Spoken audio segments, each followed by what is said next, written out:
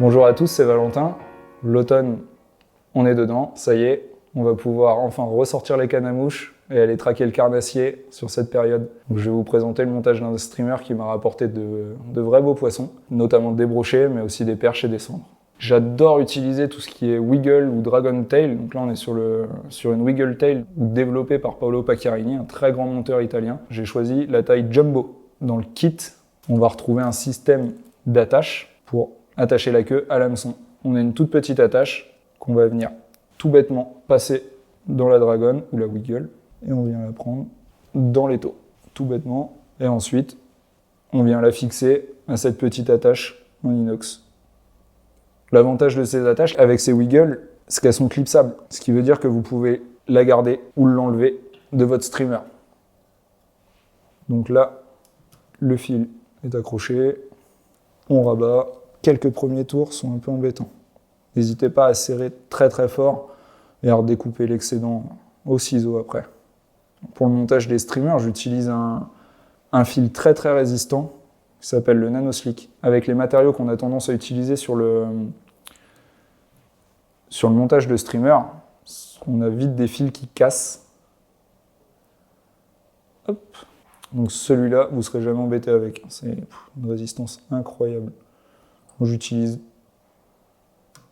différentes couleurs de fil de montage, mais souvent noir et blanc, du basique. Hop. Donc là, la wiggle est presque prête. On va venir couper le petit excédent qui pourrait nous gêner. Alors vous verrez, si vous en prenez, les attaches sont très petites et discrètes en comparaison de la taille de la wiggle. Hop là. Donc moi, tout au long du montage, vous verrez, j'ai beaucoup sécurisé mes ligatures et chaque étape par un petit coup de zap à gap. Il y a un pinceau, c'est très pratique. Faites attention parce que ça colle très fort. Pas besoin d'en mettre 3 tonnes, une petite goutte de chaque côté et ça suffit largement. Donc là, la wiggle est montée. Pour la monter sur votre hameçon, sur la hampe de l'hameçon, il est vendu dans le kit une attache qui va pouvoir se monter directement sur l'hameçon via une ligature toute simple au fil de montage. Je vais vous présenter une autre façon de l'attacher qui donne un peu plus de longueur au streamer et de mouvement. Pour ça, j'utilise du titane de chez Prorex en 18 kg. On va avoir vraiment la rigidité qui va bien, qui passe bien et qui permet de mettre la wiggle tout de suite en action. C'est-à-dire que sans tirette, dès que votre mouche va couler légèrement, la wiggle va tout de suite se mettre en action. Donc, je prends une longueur d'environ 15-20 cm qu'on viendra rabattre après. Hop, on vient le passer dans l'anneau, comme ça. Et là, on a presque le début de notre mouche. Donc pour maintenir ce titane, une petite bille en 4 mm. Pensez à prendre toujours des matériaux légers pour le montage de streamer. Vous gagnerez en fatigue sur une journée de pêche. Il faut toujours penser légèreté, sachant que même avec une soie de 10, il faut éviter impérativement que votre streamer dépasse les 4 grammes. Sinon, c'est très dur à lancer. Donc là, la wiggle est attachée sur le titane. Il n'y a plus qu'à tout raccorder sur la hampe de l'hameçon. Donc en hameçon, j'aime beaucoup utiliser des hameçons courbes. Donc j'utilise souvent une marque, c'est Arex, Light Predator. Là, on est sur un hameçon de qualité qui pique fort, qui n'est pas trop fort de fer non plus. Là, je vous présente un montage qui est très simple. Après, les coloris, ça c'est l'inspiration du monteur, c'est ce qui me plaît aussi, c'est un peu ce côté créatif qu'on peut avoir. Et pour moi, quand on pêche à la mouche, de monter ces mouches à truites, ces streamers à brochets, à réservoir, ça fait un peu partie de la palme. Donc là, notre filet est fixé à la hampe, on vient fixer le titane, hop. Ça sert à rien d'aller le coller à l'œillet, je pourrais même le reculer sur la hampe. Après, j'aime bien quand même sécuriser mes montages. C'est-à-dire qu'en action de pêche, j'ai pas envie de remonter mon streamer sans la wiggle. Donc j'aime bien que ça soit vraiment bien attaché. Donc par contre, attention à ne pas venir trop loin sur la courbure de l'hameçon, sinon votre wiggle elle va être comme ça. Et là, vous allez perdre tout l'intérêt de la wiggle. Il faut qu'elle reste dans l'axe de l'hameçon. Donc là, on n'hésite pas. On a un fil résistant, on recouvre bien tout le titane sur la hampe. Donc il ne faut vraiment pas hésiter sur la quantité de fil. En faisant comme ça m'est jamais arrivé, je n'ai jamais perdu de titane ni la wiggle avec. Donc là, voilà. Là, hop, on peut y aller même sans colle. Hein. Là, je rigole pas, hein. Quand je tire dessus, je tire vraiment dessus. Et je suis en train d'étendre la wiggle, ça lâchera jamais. Mais, un petit coup de zap à gap, ça mange jamais de pain. Ça sécurise le montage. Et moi, personnellement, ça me rassure. Donc maintenant, on est prêt à vraiment faire la queue, le corps et la tête de notre streamer. Donc pour démarrer la queue de mon streamer, je vais partir avec une base de faux bucktail. Alors, hop, on vient en prendre une belle petite pincée. On essaye de ne pas faire quelque chose de trop égal, sinon ça va se voir. Un petit peu en épi, comme ça, un peu comme un épi de blé. Et on vient le fixer à l'angle de l'hameçon, tout bêtement. La plupart d'entre vous, vous savez comment ça marche. Alors pourquoi je mets du faux bucktail ou du bucktail? Alors le bucktail naturel, ça va avoir un effet souple. C'est une fibre creuse qui va empêcher que votre streamer prenne du poids avec l'eau. Pour le coup, les matériaux synthétiques ont un peu le même effet. C'est des matériaux qui ne vont pas se gorger d'eau, qui vont vraiment se décharger de toute l'eau quand vous allez retirer le streamer. Donc en fait, à chaque lancer, vous repartez avec une mouche, un streamer léger, et pas quelque chose qui pèse 1 tonne. Alors, le faux bucktail se coupe très mal. Donc là, pareil, hein, j'ai laissé une petite longueur dépassée à l'avant que je vais recouvrir de fil, toujours pour sécuriser le montage. On est sur des poissons qui aiment bien secouer la tête, qui aiment bien maltraiter des fois les streamers. Donc l'idée, c'est de pouvoir le remettre à l'eau tout de suite après avoir pris un poisson. N'hésitez pas à le faire dépasser sur la longueur pour recouvrir un petit peu l'articulation avec le titane et la wiggle. Encore une fois, un petit coup de zap. Hop, vraiment pas beaucoup, ça sert à rien. Ensuite, un peu de brillant. Parce que pour la pêche du carnassier, le brillant, c'est important. Surtout sur le brochet. Ça a vraiment son efficacité sur la prise. C'est vrai que j'ai monté quelques streamers où je mettais pas du tout de flash à bout, pas du tout de brillant, je partais que sur des fibres neutres. C'est pas les streamers qui m'ont fait prendre le plus de poissons. Donc là, pareil. Pour avoir quelque chose d'un petit peu plus esthétique, on va venir tirer les fibres comme ceci, pas avoir quelque chose de trop droit, trop linéaire. Il y a plein de fibres un peu de différentes longueurs sur la queue. Et là, pareil, on vient largement dépasser le montage de la wiggle. Il faut que ça aille facilement 2, 3, 4 cm plus loin. Et n'oubliez pas une chose, toujours penser économie en montage de streamer, parce que on va avoir vite un défaut, c'est de surcharger ces streamers, d'avoir trop de poids, d'avoir quelque chose qui va très mal nager, qui va pas être stable dans l'eau et qui sera horrible à lancer. Ensuite, je vais venir mettre quelques fibres brillantes pour finir la queue et former le corps du streamer. Donc là, pareil, j'aime beaucoup utiliser des matériaux très souples, très fins. Là, on est sur un Angelair classique, brillant. On vient tirer dessus, hop, on a pris une pincée. On essaye d'aligner à peu près. On a toujours un petit peu de perte. Donc là, on vient superposer les fibres les unes sur les autres. Donc une base en bucktail, le flash à bout et la petite fibre brillante. Alors ça, en fin de compte, le fait de mettre ça ici et après d'en remettre sur le corps, vous verrez aux étapes suivantes, ça va être de faire des petits flashs sur le milieu du corps, comme des petites écailles de poisson. Clairement, le côté brillant est pas, faut vraiment pas le négliger sur le montage. Les brochets en raffolent. Vaut mieux y aller petit à petit et en rajouter que d'en mettre de trop tout de suite. Pourquoi? Parce que quand vous allez vouloir défaire, si vous en avez trop mis, ça ne sera que de la perte. Hop. Ouais, il y avait un petit excédent vers l'avant, au lieu de le couper, on vient le rabattre. Ça ne donnera que du volume.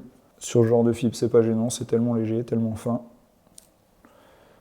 Ça va faire quelques années maintenant, bientôt 4 ans que je pêche le brochet, le carnassier en eau douce à la mouche. J'ai vu la différence sur des spots qui sont très pêchés, très marqués. Passe à la mouche, en général, on fait la différence. Avec du faux bucktail, encore une fois, on vient reprendre une petite pincée. Donc là, au contraire de tout à l'heure, au lieu de le mettre orienté vers l'arrière, je viens déposer mon faux bucktail ou mon bucktail vers l'avant. Vous allez comprendre tout de suite pourquoi. Donc là, j'ai fixé mon bucktail comme ça. Et je vais venir, à l'aide d'un petit bouchon, je vais venir le rabattre vers l'arrière. Alors au début, ça ne ressemble pas à grand chose, vous allez voir. Tout de suite, ça va donner un petit volume. Et ça donne du volume sans qu'on ait besoin de mettre des fibres superposées, donc d'alourdir son streamer. Donc on va rester sur quelque chose de toujours très léger, avec un petit peu d'air. Donc une fois qu'il est rabattu, hop, on vient le fixer. Vous voyez, les fibres vont se redresser comme ça. Donc on vient bien les étaler autour de la hampe de l'hameçon, que ça prenne bien tout le cercle de la hampe. Sur le faux bucktail, il ne faut pas hésiter à serrer très fort. Vous voyez, je tords la hampe de l'hameçon quasiment. Donc on peut être économe sur la quantité de fibres qu'on va mettre sur le streamer. Par contre, là, moi, où je ne suis pas du tout économe, c'est sur la quantité de fil que je vais mettre. Vraiment pour toujours sécuriser le montage. Donc voilà. Donc là, on va avoir quelque chose qui commence à donner un petit peu de volume, qui va déjà pousser un petit peu d'eau. Là, comme on est sur des matériaux synthétiques et qui peuvent glisser, toujours pareil, on vient sécuriser avec un peu de zap. Hop. On fait le tour, on en met un petit peu. On fait attention, là, il va falloir attendre que ça sèche un tout petit peu. Encore une petite couche de brillant, toujours pareil, pour faire un peu cet effet écaille. Ligne latérale aussi, vous allez voir à la fin du montage, on verra que ça formera une ligne de brillant sur le milieu, en plus du flash à bout, donc ça apporte aussi un petit peu le côté naturel et ce petit côté que les poissons ont, le côté brillant qu'ils peuvent avoir sur les flancs. On peut les replacer, toujours pareil, vous n'avez pas coupé l'excédent sur des fibres fines comme ça, vous les rabattez vers l'arrière. Toujours pour donner du volume. Là, on garde toujours quelque chose de mobile, ça bouge, dans l'eau, ça va se mettre en action tout de suite. C'est ce qu'il faut pour le brochet. Donc là, on est sur du mouton islandais de couleur blanche. Là, on va rester sur quelque chose de très très fin. Donc vous allez voir, on va donner tout de suite du volume encore à la mouche, de façon toute bête. Donc on vient...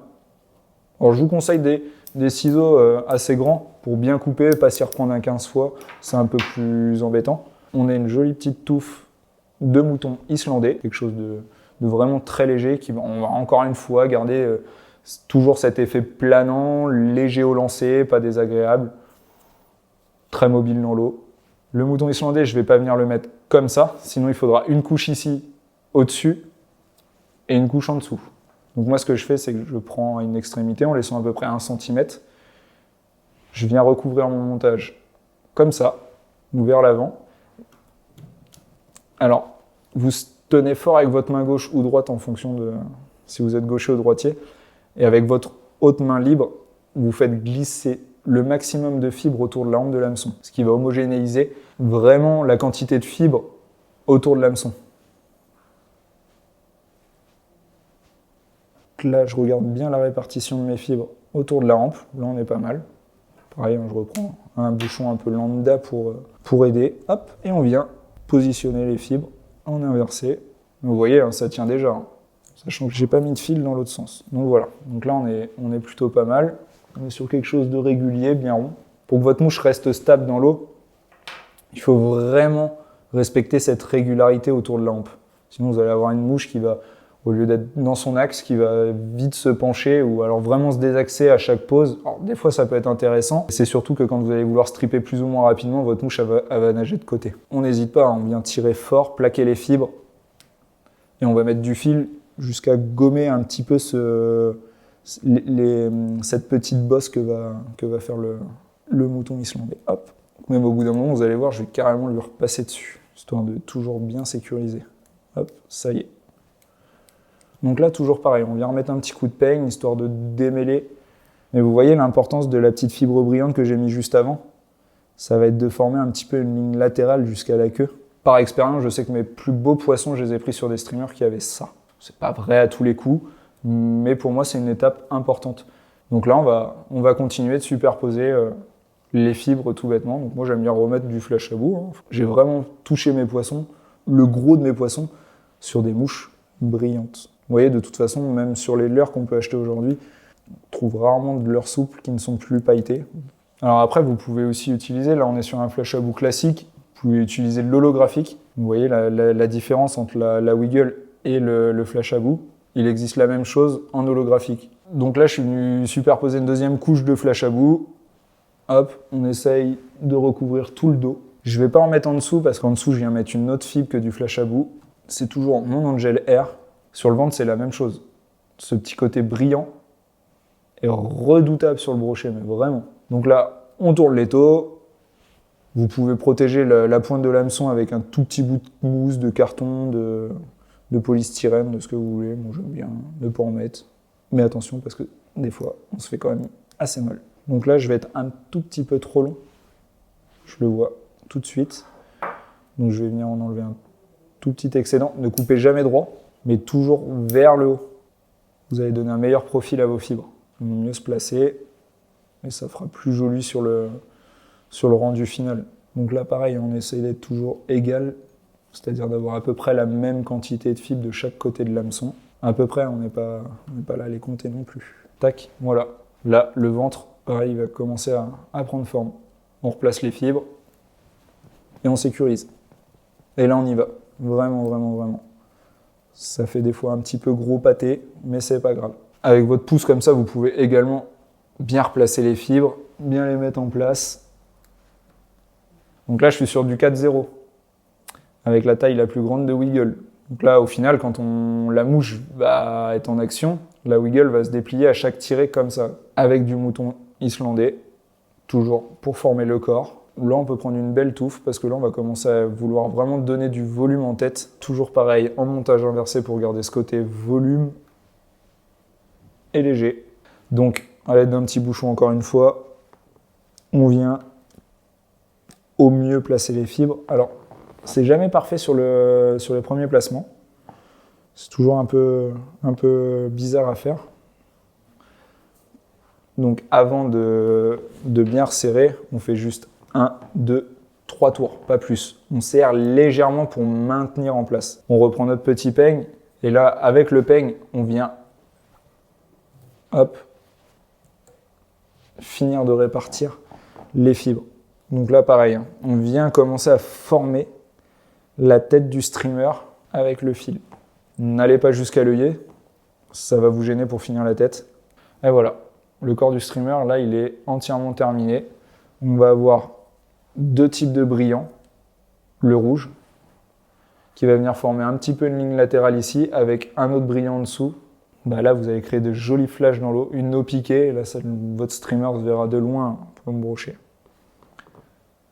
Donc là, on va venir finir le corps en sécurisant une nouvelle fois avec un petit peu de colle. Donc là, on va pouvoir commencer à former la tête de notre streamer. Pour former la tête, j'utilise du pseudo marabout. On est sur une fibre fine, très mobile. Donc là, vous voyez, hop, on va déjà avoir une belle longueur, mais un petit peu trop longue. Donc ce que je vais faire, c'est ça. Donc je vais venir tout simplement couper. Ne vous embêtez pas à ce que tout soit aligné. Moi, je trouve ça vraiment moins esthétique, moins joli. Là, j'enlève juste vraiment ce qui pourrait être trop long, ce qui pourrait m'embêter un petit peu. Et toujours pareil, en montage inversé. Donc là, on ne vient pas faire 10 000 tours, ça ne sert à rien. On fait 3, 4, 5 tours maximum, vraiment 5 tours maximum. Donc là, on a le haut de la tête qui commence à se former. On bascule l'étau. On refait 2-3 tours dans ce sens-là, en fin de compte, pour pas que le fil glisse. Donc là, même étape, on prend la moitié, on reprend nos ciseaux, on coupe. si vous démarrez le montage, donc pensez économie, légèreté, mais il faut garder le côté planant. Et du coup, le fait de mettre moins de matériaux, mais de les monter en inversé comme ça va vraiment, vraiment optimiser votre montage. Ce qu'il va falloir regarder maintenant, c'est d'avoir toute cette petit excédent qui recouvre bien le tour de l'hameçon. Ce qui veut dire que quand vous allez rabattre ces deux parties-là, ça va commencer voilà, à recouvrir le streamer. Donc là, on est venu rabattre le pseudo-marabout vers l'arrière. La tête est presque formée, mais pas finie.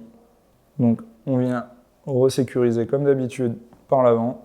On reprend notre petit peigne magique. Hein, c'est vraiment un outil indispensable à avoir quand on fait des streamers. Et en fait, on va venir égaliser les fibres pour que ça fasse un peu plus joli autour de la tête. Regardez déjà un peu le volume que ça va prendre. Donc en fait, dans l'eau, ça va vraiment faire ça. Chaque tirée, ça va gonfler et se rabattre. Gonfler et se rabattre. Donc là, le montage, il est presque fini. Je vais tourner la mouche vers moi pour observer un peu son profil. Il faut quand même que c'est le profil un peu d'une tête de poisson. Donc maintenant, ce que je vais faire, c'est que je vais terminer la tête. Donc hop, on reprend un peu de Zap Agap.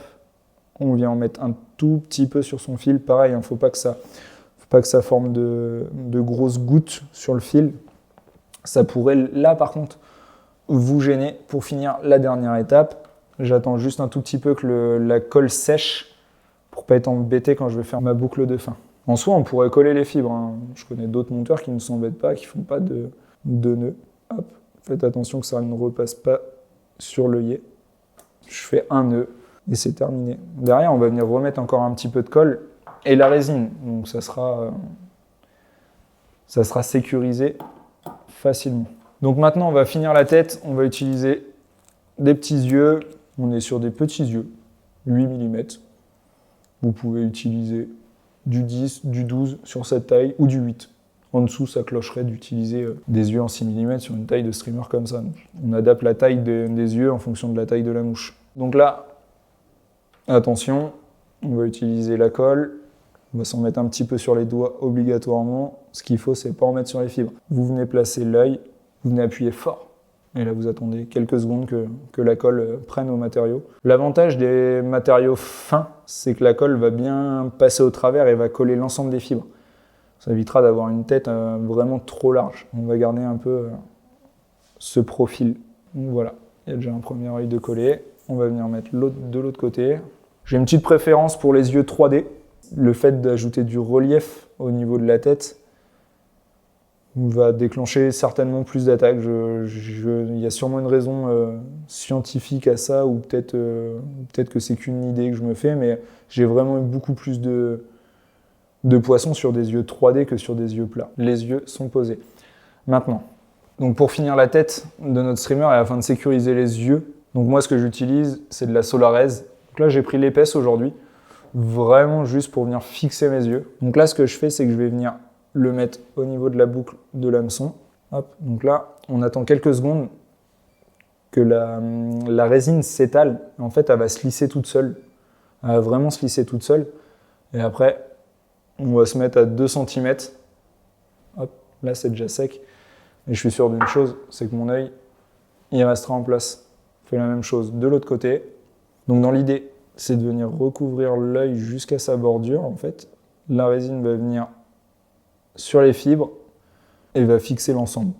Et donc la dernière étape, encore une fois, vous sécurisez votre montage. Donc là, vous partez avec un streamer qui pourra vous prendre pas mal de poissons.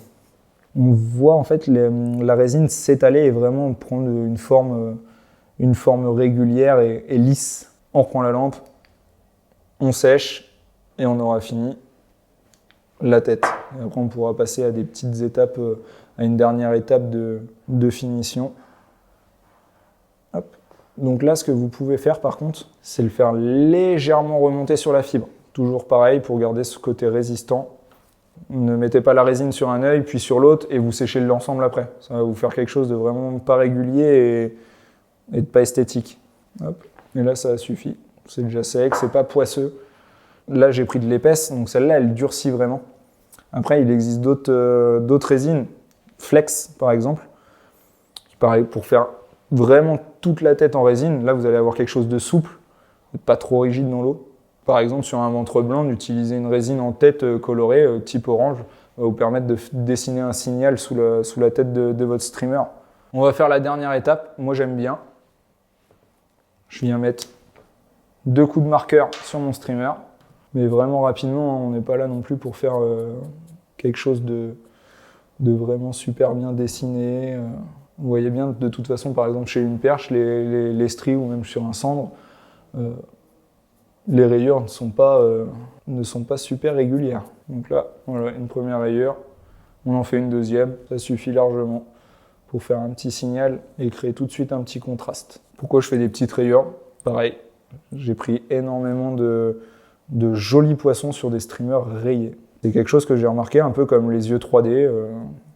C'est quelque chose qui m'a fait prendre tout de suite plus de poissons. Le montage est terminé. Maintenant, à vous de jouer. N'hésitez pas à nous envoyer vos photos de vos montages sur l'étau ou avec un poisson attrapé, c'est encore plus cool.